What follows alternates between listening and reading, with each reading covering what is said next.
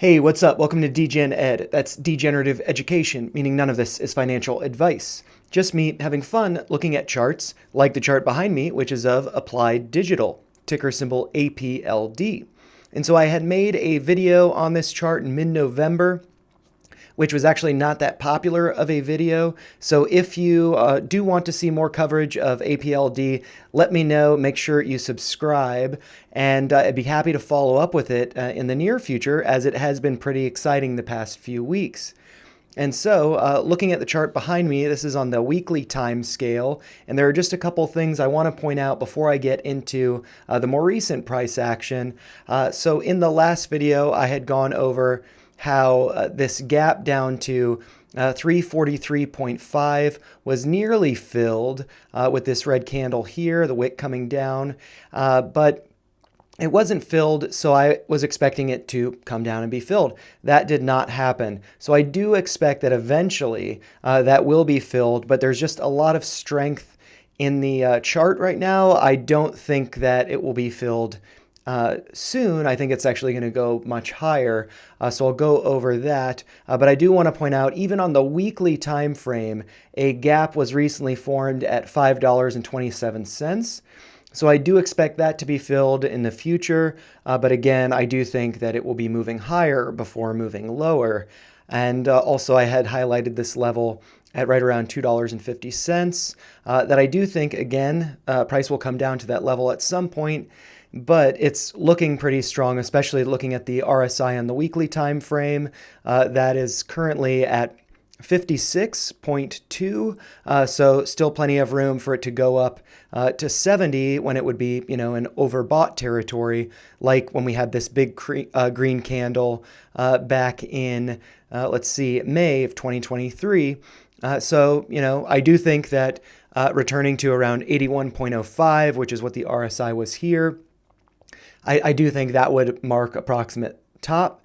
So I think the RSI on the weekly time scale, at least, will be a good indicator for that. But let's switch over to the daily time frame to look at the more recent price action. So we can see that the RSI on the daily time frame is overbought. It's 73.09, but I do think that it can be moving higher, especially with closing near the top on Friday, and again looking at that on the weekly time frame, that's just a really strong candle, having moved over 26% over the course of last week. And based on when I made the last video, it's moved up about 50% from November 14th, when I recorded that last video, up from there. So I do think that is something to consider. And then, so where do I think this is going to be going in the future? I'm actually going to take a step back. You might notice that I have a faint Fibonacci retracement on there. And so I'm just going to make that be a little bit clearer. And so that is based on the low of May 12th, 2023, going up to this wick top on, June 23rd, 2023. And so looking at that, this line that I had drawn based on the low of May 16th coincides pretty closely with the, the 786 retracement. Also, also seems like that had served as some kind of temporary support over here. I don't think we're going down to that. I do think that there could be a pullback to the 618 to test that as support, which would be coming down to $6.22, which is a little bit lower than the current price. So the closing price on Friday, December 8th, was $6.58.